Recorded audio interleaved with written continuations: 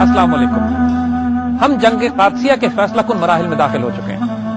آخری رات سے پہلے جب دونوں فوجیں تھک کے چور ہو کے اپنے خیموں میں واپس آتی ہیں، اس وقت جنگ کی صورتحال یہ ہوتی ہے کہ اس سے پہلے حضرت قیقاع ایرانی ہاتھیوں کو یعنی ان کے آرمڈ ڈویژن کو شکست دے کے پیچھے ہٹا چکے ہوتے ہیں۔ دشمن کی کیولری میدان جنگ میں موجود ہوتی ہے، اس کی انفینٹری انٹیکٹ ہوتی ہے، ان کے آرچرز اپنی جگہ پہ ہوتے ہیں، لیکن ان کی صفوں میں شدید دراریں پڑ چکی ہوتی ہیں۔ شدید ترین لڑائی کے بعد اب مسلمانوں کے حوصلے اتنے بڑھ چکے تھے کہ مسلمان یہ محسوس کر رہے تھے کہ اب چند دنوں کی بات ہے کہ انشاءاللہ اس جنگ پر مسلمان فتح حاصل کر سکتے ہیں۔ مگر آخری رات حضرت قیقاع چونکہ حضرت خالد بن ولید کی تربیت یافتہ تھے، پہلے بھی لڑ چکے تھے ایرانیوں کے خلاف اور روم کے محاذ اور روم کی سرحد سے محاذ سے واپس آئے تھے، ان کا جذبہ اور جوش غیر معمولی تھا۔ رات کے وقت جب دشمن آرام کر رہا تھا تو حضرت قیقاع کے دستوں نے ان پر حملہ کر دیا، اور اس بات کی اجازت حضرت سعد بن ابی وقاص نے ان کو نہیں دی تھی۔ اور جو ہی حضرت قیقاع کے دستوں نے ایرانی فوج پر حملے کیے تو باقی تمام مسلمان دستے بھی ہتھیار سونت کر دشمن پر ٹوٹ پڑے۔ یہ جنگ قادسیہ میں وہ موقع تھا کہ جب جنگ مسلمان کمانڈر ان چیف کے ہاتھ سے نکل چکی تھی۔ حضرت سعد بن ابی وقاص اپنے قلعے پر لیٹے ہوئے مسلمانوں کے لیے دعائیں خیر کر رہے تھے اور استغفار کر رہے تھے اور اللہ سے دعا کر رہے تھے کہ یا اللہ ان کی غلطی اور کوتاہی کو معاف فرما اور مسلمانوں کو فتح نصیب کر۔ ایرانی یہ توقع نہیں کر رہے تھے کہ مسلمان رات کو حملہ کریں گے، سو ایلیمنٹ آف سرپرائز مسلمانوں کے پاس آ گیا۔ یہ وہ رات تھی جس کو لیلۃ الحریر کہتے ہیں۔ شدید لڑائی ساری رات جاری رہی۔ صبح تک حال یہ تھا کہ ایرانیوں کی صفیں کمپریہنسولی مکمل طور پر توڑی جا چکی تھی اور ایک راؤٹ شروع ہو گیا تھا، ایک بے دریغ قتل عام شروع ہو چکا تھا۔ ایرانین انفینٹری ہر طرح سے کٹ کے پیچھے بھاگ چکی تھی۔ اس کنفیوژن میں ایرانی سپاہ سالار رستم بھی، اور یاد رکھیے گا یہ وہی رستم ہے جس کی داستانیں رستم اور سہراب کے حوالے سے ہماری دیومالائی داستانوں میں سنائی جاتی ہیں۔ رستم اپنی فوج کی کمانڈ وہ بھی کھو بیٹھا اور اکیلا ہی دریا کی طرف دوڑا اپنی جان بچانے کے لیے۔ ایک عام مسلمان سپاہی نے اس کو دیکھ لیا۔ رستم دریا میں داخل ہو چکا تھا لیکن اس کو ٹانگوں سے گھسیٹ کر واپس نکالا گیا اور اس کا سر کاٹ لیا، اور سر کاٹ کے رستم کے تخت پر وہ مسلمان مجاہد کھڑا ہو گیا اور اس نے اعلان کر دیا کہ بادشاہ کا سر میں کاٹ چکا ہوں، جو نیزے پہ وہ بلند کر رہے تھے۔ جیسے ہی یہ منظر دیکھا گیا، ایرانین کیولری جو ابھی تک کسی حد تک انٹیکٹ تھی وہ وڈرا کر گئی، اور اس سے پہلے پیادہ فوج تو ویسے ہی بے ترتیب ہو کے پسپا ہو چکی تھی۔ یہ ایک مکمل اور فیصلہ کن شکست تھی پرشین امپائر اور پرشین آرمی کے لیے۔ قادسیہ کا میدان اب ان کی قتل گاہ بن چکا تھا۔ مسلمانوں نے ہر طرف سے ان پر حملے کرنا شروع کیے۔ حضرت قیقاع اور ان کے جانثار کیولری کے دستے چاروں طرف پھیل گئے اور ہر طرف سے جہاں جہاں پیادہ دوڑتے ہوئے جا رہے تھے کسی کو جائے پناہ نہ ملی۔ یہ ایک فیصلہ کن فتح تھی مسلمانوں کے لیے، جس طرح یرموک ایک فیصلہ کن فتح تھی سیرین کیمپین میں۔ مسلمانوں کی کیجولٹیز اس میں 6000 شہداء اور تقریباً 40,000 سے زائد ایرانی مارے گئے۔ ایرانیوں کا پرائیڈ آف دی امپائر، ان کا جھنڈا درفش کاویانی مسلمانوں کے ہاتھ آیا، اور اس قدر مال غنیمت مسلمانوں کے ہاتھ لگا جو اس سے پہلے کسی اور جنگ میں مسلمانوں نے حاصل نہیں کیا تھا۔ حضرت عمر رضی اللہ تعالیٰ عنہ لمحے بلمحے کی خبر رکھے ہوئے تھے اس جنگ کی صورتحال سے جو قادسیہ میں لڑی جا رہی تھی، لیکن آخری رات اور اس کے ہونے والے واقعات سے اور اس کے نتیجے سے ان کو کوئی علم نہیں تھا، کیونکہ جنگ کی کنفیوژن اتنی تھی کہ مسلمان کوئی قاصد روانہ نہیں کر سکے مدینے کی طرف۔ اس جنگ کے خاتمے کے بعد جب مسلمانوں کو مکمل فتح نصیب ہوئی تو حضرت سعد بن ابی وقاص نے ایک خط لکھا اور ایک اونٹ سوار پر اس کو روانہ کیا مدینے کی طرف۔ حضرت عمر رضی اللہ تعالیٰ عنہ کی بے چینی یہ تھی کہ ہر روز صبح نکل کر ریگستان میں دور چلے جایا کرتے تھے اور قادسیہ سے آنے والے رستے سے کی طرف نگاہ رکھتے تھے اور ہر آنے جانے والے پر دیکھتے تھے کہ شاید کوئی خبر قادسیہ سے پہنچ جائے۔ اس دن جب دور سے اونٹ سوار کو آتے ہوئے دیکھا تو اس کے ساتھ ساتھ دوڑنے لگے اور قادسیہ کی خیر معلوم کی۔ اس سوار نے حضرت عمر کو پہچانا نہیں اور اونٹ پر بیٹھے بیٹھے جواب دیتا رہا کہ اللہ نے مسلمانوں کو فتح نصیب کی، مسلمانوں نے پوری طرح سے قادسیہ کی جنگ میں فتح حاصل ہوئی، رستم مارا گیا اور یہ مال غنیمت مسلمانوں کے ہاتھ لگی۔ حضرت عمر ساری بات سنتے رہے اور اللہ کا شکر ادا کرتے ہوئے اونٹ سوار کے ساتھ ساتھ دوڑتے رہے، اور دوڑتے دوڑتے جب وہ مدینے میں داخل ہوئے تب وہاں لوگوں نے جب امیر المومنین کو اس طرح اونٹ سوار کے ساتھ دوڑتے دیکھا تو حیران ہو کے پوچھا، تو اس وقت اونٹ سوار کو معلوم ہوا کہ وہ امیر المومنین اس کے ساتھ تھے جو دوڑ رہے تھے۔ اللہ کے فضل سے مدینے میں خوشیاں منائی گئیں اور مسلمانوں کو اب یقین ہو چلا تھا کہ الحمدللہ ان کا نیکسٹ ٹارگٹ، اب ان کا جو ہدف تھا جس کے لیے پہلے سے ہی تیاری کر لی گئی تھی، وہ مدائن کا شہر ہے۔ ایران کا بادشاہ یزدگرد مدائن کے شہر میں تھا۔ مسلمانوں نے جا کے مدائن کے شہر کا محاصرہ کر لیا اور اس شہر کا محاصرہ کیا جو دجلہ کے اس کنارے پہ تھا جس طرف مسلمانوں کی فوجیں تھیں۔ محاصرہ تقریباً 2 ماہ جاری رہا، لیکن کسی صورت میں شہر کو فتح کرنے کی کوئی سبیل نظر نہیں آتی تھی۔ بادشاہ بھی مطمئن تھا اپنی تمام فوجوں کے ساتھ کہ مسلمان شہر میں داخل نہیں ہو سکیں گے، لیکن محاصرے کے طول پکڑنے سے سامان رسد کی کمی واقع ہونا شروع ہو گئی اور اندر لوگ پریشان ہونے لگے، اور اس شہر کو بادشاہ نے یہ فیصلہ کیا کہ چھوڑ کر کشتیوں کے ذریعے دوسرے کنارے چلا جائے جہاں مدائن کا دوسرا شہر آباد تھا۔ اور ایک رات خاموشی سے تقریباً 2-2.5 مہینے کے محاصرے کے بعد یزدگرد اپنی تمام فوج، اپنے تمام لشکر اور تمام اہل خانہ کے ساتھ جو کچھ وہ کشتیوں پہ لاد سکے اس کو لاد کر پرلی طرف چلے گئے۔ بیچ میں ایک تیز بہتا ہوا دریا تھا، تمام کشتیاں بھی وہ اپنے ساتھ لے گئے، اور جب مسلمان مدائن کے اس شہر میں داخل ہوئے جو کہ ان کے کنارے پر تھا تو شہر ان کو ویران اور خالی ملا، لیکن پورا شہر اپنی تمام تر جلوتوں اور تمام تر شان و شوکت کے ساتھ مسلمانوں کے ہاتھ آ گیا۔ اس سے پہلے اس سے شاندار شہر مسلمانوں نے کبھی فتح نہیں کیا تھا۔ ایرانی سلطنت کے کئی ہزار سال کے عروج کی نشانی مدائن کے شہر کا وہ حصہ جو دجلہ کے اس کنارے پہ تھا مسلمانوں کے ہاتھ آیا، اور مسلمانوں نے اللہ کا شکر ادا کیا اس شان و شوکت کو دیکھ کر کہ جو مسلمانوں نے ان کو عطا کی تھی۔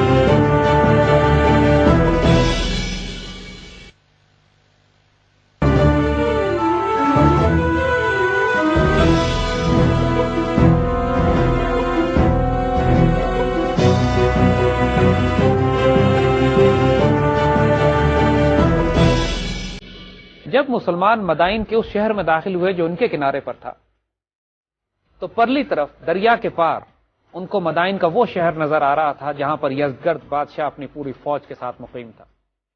اب آدھا شہر مسلمانوں کے پاس تھا، بیچ میں ایک تیز بہتا ہوا دریا تھا، اور پرلی طرف بادشاہ بقیہ شہر میں اپنے تمام خزانوں اور اپنے اہل و عیال اور اپنی فوج کے ساتھ مقیم تھا۔ اب مزید کوئی بڑی فیصلہ کن جنگ ان کے ساتھ نہیں کی جا سکتی تھی، کیونکہ ایرانی فوج کو مکمل طور پر کچل دیا گیا تھا جب رستم کو شکست دی گئی تھی قادسیہ میں۔ لیکن ابھی مسلمانوں اور فتح کے درمیان ایک بہت بڑا دریا حائل تھا۔ یہاں پر ایک عجیب و غریب واقعہ رونما ہوتا ہے جس کو تاریخ نے بہت حیرت کے ساتھ نوٹ کیا۔ حضرت سعد بن ابی وقاص رضی اللہ تعالیٰ عنہ، حضرت قیقاع اور تمام مجاہدین دریا کے اس کنارے صفیں باندھ کر کھڑے ہو جاتے ہیں۔ ایرانی بادشاہ اور اس کے سپاہی دوسرے کنارے سے کھڑے ہو کر مسلمانوں کا تماشا دیکھ رہے ہیں۔ ان کو اس بات کا پورا یقین ہے کہ اب ناممکن ہے کہ طویل عرصے تک مسلمان اس دریا کو پار نہیں کر سکیں گے۔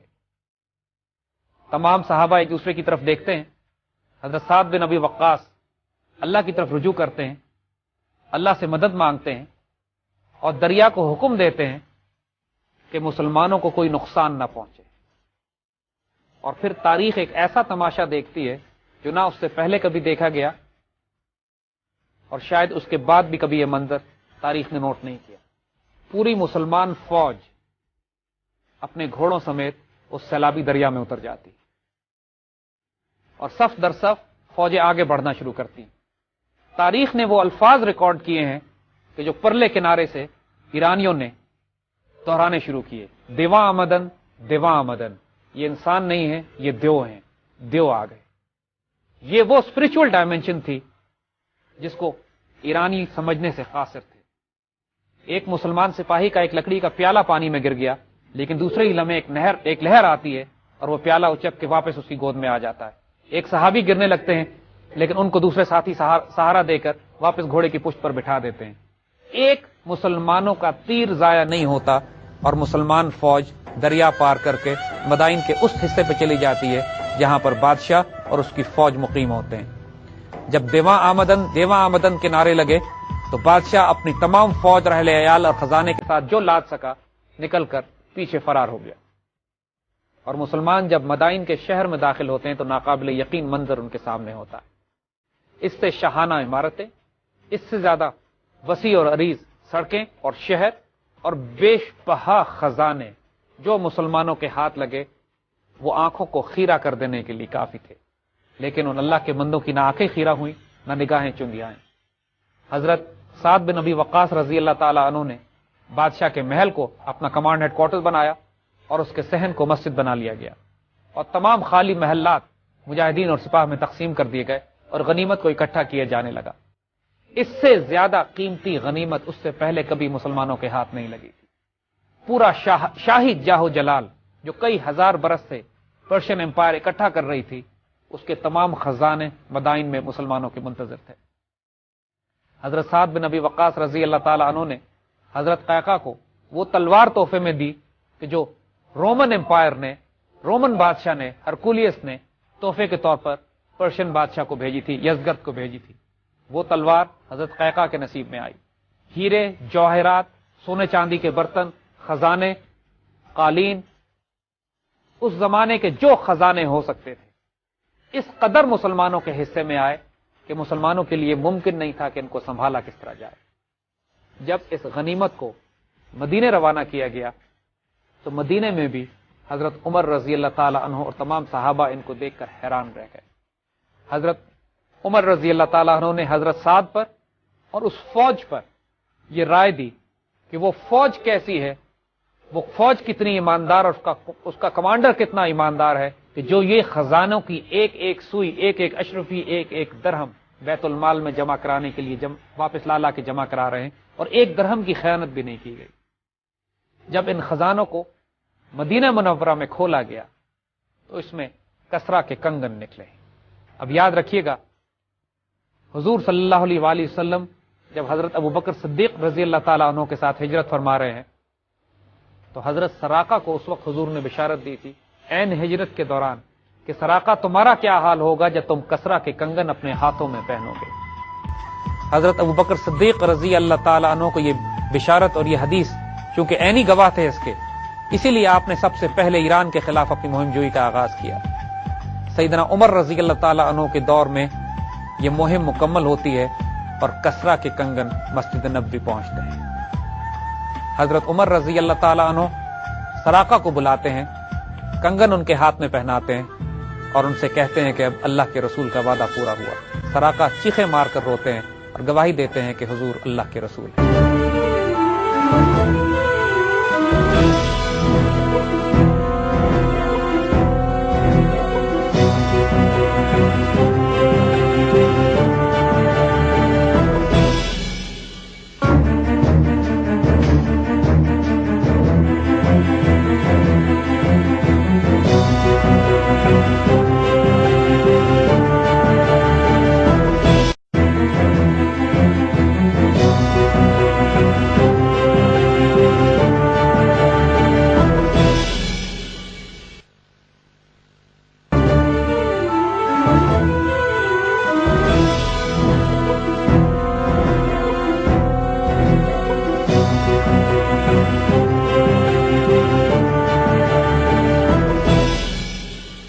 سن 16 ہجری میں مسلمانوں نے پہلا جمعہ مدائن میں ادا کیا. حضرت سعد بن ابی وقاص نے قیام مدائن ہی میں کیا، لیکن چونکہ بادشاہ فرار ہو چکا تھا اور اس کے ساتھ اس کی فوج کے خاصے دستے بھی نکل گئے تھے، لہذا اس بات کے خاصا امکان باقی تھا کہ دوبارہ جھڑپیں ہوں گی ان کے ساتھ. لہذا بادشاہ کی تلاش میں دستے آگے روانہ کیے گئے اور یہی ہوا کہ جلولہ کے مقام پر پہلی جھڑپ ایرانیوں کے ساتھ ہوئی جس میں 15,000 کے قریب وہ پھر قتل کیے گئے. ان کی مزید کمر توڑ دی گئی. جلولہ کی شکست کے بعد یزدگرد اپنی فوج کے ساتھ حلوان کی طرف نکل گیا. مسلمانوں نے اس کا تعاقب کیا لیکن وہ حلوان میں مسلمانوں کے ہاتھ نہ آیا. لیکن اس کیمپین کا فائدہ یہ ہوا کہ اب عراق مکمل طور پر مسلمانوں کے ہاتھ آ چکا تھا. عراق کا کوئی شہر اب ایسا نہیں باقی بچا تھا جس پر مسلمانوں نے قبضہ نہ کر لیا ہو. عراقی سرحد سے نکل کر ایرانی سرحد کے پار یزدگرد اپنی فوجوں کے ساتھ، بچے کچے لشکر کے ساتھ اور جو اس کے اہل عیال تھے وہاں فرار ہو چکا تھا.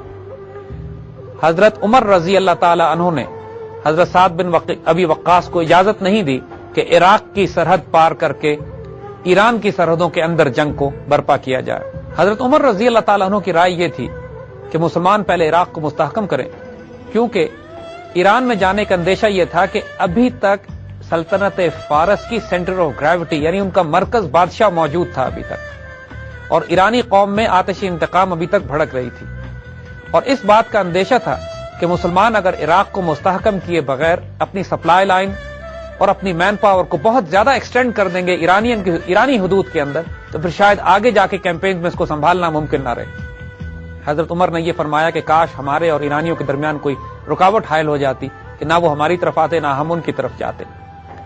حضرت عمر رضی اللہ تعالیٰ عنہ نے مسلمانوں کو یہ حکم دیا کہ عراق ہی کو مستحکم کیا جائے، اور طویل عرصے تک مسلمانوں نے حضرت سعد بن ابی وقاص کی قیادت میں مدائن میں قیام کیا، لیکن مدائن کی آب و ہوا مسلمانوں کو سوٹ نہ کی، بہت زیادہ تعداد میں مسلمان بیمار بھی ہونے لگے۔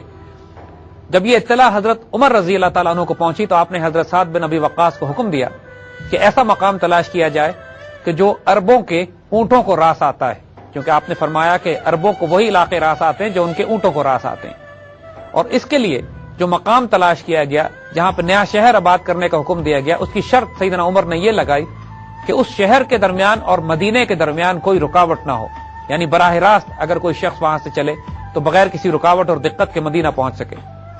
اس نئی فوجی چھاونی کا نام کوفہ رکھا گیا۔ عملی طور پر عراق کی سرحدوں کے اندر جنگیں ختم ہو چکی تھیں۔ یہ وہ وقت تھا کہ جب عراق کو نئے انتظام سازی کی جا رہی تھی، دین کو پھیلایا جا رہا تھا، عراق میں تمام جتنی زمینیں تھیں ان کو ناپا اور تولا جا رہا تھا، خراج اور مالیے کا حساب کیا جا رہا تھا، ایگریکلچر لینڈ تقسیم کی جا رہی تھی، اور وہ تمام معاملات جو حکومت سازی اور انتظام سازی کے ضروری ہوتے ہیں ان کو بڑی تیزی کے ساتھ تکمیل پہنچایا جا رہا تھا۔ عراق کی آبادی اتنا تیزی سے مسلمان ہونا شروع ہوئی اور اختیاری طور پر اس نئے دین کو تسلیم کر لیا جس نے ان پر غلبہ پایا تھا۔ اسلام تلوار کے زور پر صرف پرشین امپائر کو پیچھے ہٹانے کے لیے پھیلا۔ جہاں تک اسلام کو حقیقی طور پر دل سے قبول کرنے کا تعلق ہے، وہ محبت اور پیار سے اور اس عدل اور انصاف کی بنیاد پر اس دین نے پھیلنا شروع کیا کہ وہ عراقی جو اس وقت مسلمان ہوئے تھے آج تک عراق اسلام کی سرزمین ہے۔ عراق کی کیمپین کے ختم ہونے کے بعد حضرت عمر رضی اللہ تعالی عنہ نے جب یہ فیصلہ کیا کہ مزید ایران میں کوئی فوج کشی نہیں کی جائے گی تو حضرت سعد بن ابی وقاص کو مدینہ بلا لیا گیا۔ حضرت سعد بن ابی وقاص مدینہ واپس تشریف لا کے اس کے بعد مزید کسی بڑی جنگی مہم میں شرکت نہیں کرتے۔ حضرت عمر نے آپ کو اس کمیشن کا حصہ بنایا تھا، ان 6 افراد کے گروپ کا حصہ بنایا تھا جس نے اگلے خلیفہ کا تعین کرنا ہے، بلکہ غالب رائے تو شاید یہ بھی تھی کہ آپ خلیفہ مقرر کر دیے جاتے۔ آپ نے اس کے بعد گوشہ نشینی کی زندگی اختیار کی۔ مدینے کے باہر آپ نے اپنے چھوٹا سا ایک گھر ایک زمین پہ بنایا جو آپ کو حضور صلی اللہ علیہ وسلم نے عطا فرمائی تھی، اور اپنی بقیہ زندگی آپ نے اسی پر خاموشی سے تنہائی میں گوشہ نشینی میں گزاری۔ جب بعد میں مسلمانوں میں اختلافات پیدا ہوئے اس وقت بھی آپ کسی قسم کے اختلاف میں شریک نہیں ہوئے۔ آپ تشریف لاتے مسلمانوں کو سمجھانے کے لیے، اور جب کوئی مسلمان نہ سمجھنا چاہتا تو آپ بغیر جھگڑے میں پڑے واپس اپنی جگہ تشریف لے جاتے۔ جب آپ سے لوگوں نے کہا کہ آپ ان جنگوں میں شامل ہوئیے جو مسلمانوں کی آپس میں ہو رہی تھی، تو آپ نے فرمایا کہ مجھے کوئی ایسی تلوار لا کے دو جس کو اللہ نے زبان دی ہوئی ہو، جو مجھے یہ بتائے کہ مسلمان کون ہے اور کافر کون۔ آپ کا انتقال 82 سال کی عمر میں مدینہ منورہ کے پاس اپنے گاؤں میں ہوا۔ یہ تقریباً 55 ہجری کا واقعہ ہے۔ آپ کے جسد خاکی کو مدینہ منورہ لایا گیا، تمام مدینے میں کوہرام مچ گیا۔ سیدہ عائشہ طاہرہ رضی اللہ تعالیٰ عنہ امہات المومنین میں سے اس وقت حیات ہیں۔ آپ نے حکم فرمایا کہ نماز جنازہ مسجد نبوی کے اندر پڑھائی جائے تاکہ خواتین بھی شامل ہو سکیں۔ اس حکم پر نماز جنازہ حضور صلی اللہ علیہ وسلم کے روضے مبارک کے ساتھ پڑھائی گئی۔ آپ کے جسد مبارک کو روضے کے ساتھ رکھ دیا گیا، اور مدینے کی تمام خواتین اور ام المومنین سیدہ عائشہ طاہرہ نے بھی نماز جنازہ ادا کی۔ آپ نے اپنے بیٹے کو وصیت کی تھی کہ آپ کو اس کرتے میں دفن کیا جائے جس کو پہن کر آپ نے بدر کی جنگ لڑی۔ آپ کو جنت البقیع میں دفن کیا گیا۔ حضرت سعد بن ابی وقاص رضی اللہ تعالیٰ عنہ ایک درویش صفت صحابی، دنیا سے قطعاً تعلق نہ رکھا، اور اپنے آپ کو مدینے کے باہر جس بستی میں آباد کر لیا، ساری عمر پھر وہیں گزار لی۔ آپ کے بیٹے ایک مرتبہ آپ کے پاس آ کے کہتے ہیں کہ پوری دنیا बादशाहतें और हुक्मरानी आपस में बांट रही है, आप क्यों नहीं हिस्सा लेते? आपने फरमाया कि मेरे बेटे, मैंने रसूलुल्लाह सल्लल्लाहु अलैहि वसल्लम से सुना है कि अल्लाह उस शख्स से मोहब्बत करता है जो तन्हाई और गोशा नशीनी इख्तियार करता है। हजरत साद रजी अल्लाह ताला अन्हु की दुआ लोग तलब करते थे, आपकी बद्दुआ से खौफ खाते थे। आपको हुजूर सल्लल्लाहु अलैहि वसल्लम की तरफ से वो बिशारतें अता हुई थीं जिन पर बजा तौर पर रश्क किया जा सकता है।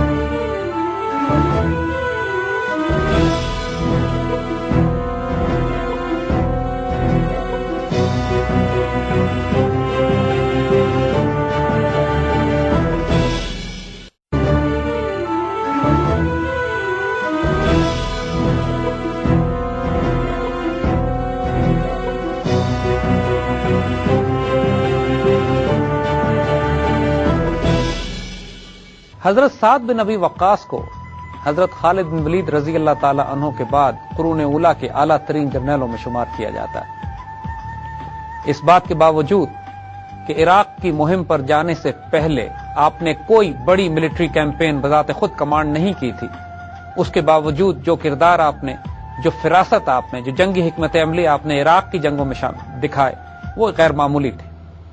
हजरत उमर रजी अल्लाह ताला अन्हु को शुरू में शक था कि शायद सैयदना साद बिन अबू वक्कास रजी अल्लाह ताला अन्हु इस जंग की जिम्मेदारियों को पूरा न कर सकें, इसीलिए ओवरऑल कमांड हजरत उमर ने अपने हाथ में रखी। लेकिन बाद में आने वाले वाकयात ने बिल्कुल साबित कर दिया कि सैयदना साद बिन अबी वक्कास न सिर्फ जंगी हिकमत अमली के हवाले से बल्कि उस रूहानी ताल्लुक के हवाले से भी गैर मामूली हैं जिसकी वजह से मुसलमान जंगों में फतह हासिल करते थे। जो फैसला कुन लम्हा था इस पूरी इराकी कैंपेन का, वो एक मौजज़ा था। जैसे हमने अर्ज किया, ये वो मौका था कि जब साद बिन अबी वक्कास रजी अल्लाह ताला अन्हु अपनी तमाम फौज के साथ दरिया में उतर जाते हैं, उस दरिया में जिसमें सैलाब चढ़ा हुआ था, और दरिया को हुक्म देते हैं कि मुसलमानों को कोई गजन ना पहुंचे, और अल्लाह से दुआ करके अल्लाह के भरोसे पर, जिस पर ईरानी देवा आमदन कहकर राह फरार इख्तियार करते हैं। ये पूरी इराकी कैंपेन का एक कल्मिनेशन, एक फाइनल पॉइंट था। कादसिया की जंग में उससे पहले अपने से कई गुना ज्यादा बड़े दुश्मन को हरबी हिकमत अमली पे भी शिकस्त दी जा चुकी थी। ये शिकस्त जो मदाइन पे दी गई, ये रूहानी कुव्वतों से दी गई। जंग की ही नहीं गई यहां पर दुश्मन ने राह फरार इख्तियार की उस ऐसे मोज़े को देखकर जो उनकी अक्लें मानने को तैयार नहीं थी, लेकिन आंखें होता हुआ देख रही थी। ये वो डायमेंशन है जिसका हम बार बार जिक्र करते हैं, इसलिए कि अगर इस डायमेंशन को निकाल दिया जाए, इस रूहानी पहलू को निकाल दिया जाए, फिर कुरून उला की कोई जंग न समझी जा सकती है, न उसके तासीर को देखा जा सकता है, न आने वाले वाकयात में उनकी झलक देखी जा सकती है। ये अकली बुनियादों पर ना तय होने वाले वाकयात हैं, न अकली बुनियादों पर ये मार के लड़े गए। जो लड़ रहे थे वो भी जानते थे कि इसके अंदर जो रूहानी डायमेंशन शामिल है, जो रूहानी पस मंजर है, वो इतना गैर मामूली है कि इनको फतह की बिशारत जंग से पहले दे दी जाती थी। और जब जंग से पहले ही फतह की बिशारत दे दी जाए तो उसके बाद जो हौसला, जो जज्बा और जो साइकोलॉजिकल सुपीरियरिटी फौजों को नसीब होती है, वो हर तरह से उस कमी को पूरा कर देती है जो फौजी और अस्करी एतबार से मुसलमानों को नसीब थी। हुजूर सल्लल्लाहु अलैहि वसल्लम ने कसरा के लश्करों की, उसकी सल्तनत की तबाही की बिशारत हजरत सराका के वक्त में ही दे दी, हिजरत फरमाते हुए। उसके बाद हजरत साद बिन अबी वक्कास रजी अल्लाह ताला अन्हु को आपने रजल सौलेह की बिशारत भी दी। ये भी बिशारत दी कि इनके हाथों अल्लाह ताला मुसलमानों को फतह नसीब कराएगा, और उनको मुस्तजीब दावत भी करार दिया। हजरत साद की दुआ भी कबूल होती थी। और ये सारे वो रूहानी हथियार थे कि जो मंजनीकों, तीरों, तलवारों, नेजों और तरकशों के साथ मुसलमान फौज इस्तेमाल करती हुई आगे बढ़ रही थी अपनी इराकी कैंपेन में। इसके बाद जो वाकयात होते हैं, मुसलमान एक तरफ ईरान प्रॉपर में भी दाखिल होते हैं आने वाले वक्तों में। ईरान प्रॉपर में दाखिल होने के बाद अफगानिस्तान, एशिया वस्ती और हिंद की तरफ मुसलमानों का लश्कर रवाना होता है। दूसरी तरफ मिस्र में मुसलमान फौजें दाखिल होती हैं, और मिस्र को फतह करते हुए, जो कि अफ्रीका के लिए उनका दरवाजा था, पूरे शुमाली अफ्रीका से होती हुई मुसलमान फौजें उस मकाम पर पहुंच जाती हैं कि जहां पर पैसिफिक ओशन या बहरे जुल्मात मुसलमानों का रास्ता रोकता है। अल्लामा इकबाल ने अपना खूबसूरत शेर کہ دشت تو دشت دریا بھی نہ چھوڑے ہم نے، بحر ظلمات میں دوڑا دیے گھوڑے ہم نے، 3 بڑی بڑی ملٹری کیمپینز کی طرف اشارہ کرتا ہے۔ دشت سے مراد وہ ڈیزرٹ کیمپینز ہیں جو مسلمانوں نے جزیرہ نما عربیہ سے نکل کر عراق میں اور شام کی طرف کی۔ دریا بھی نہ چھوڑے ہم نے، یہاں سے دریا سے مراد یہی مدائن کا واقعہ ہے کہ جہاں پہ سعد بن ابی وقاص رضی اللہ تعالیٰ عنہ نے اپنی فوجیں مدائن میں داخل کر دی تھی۔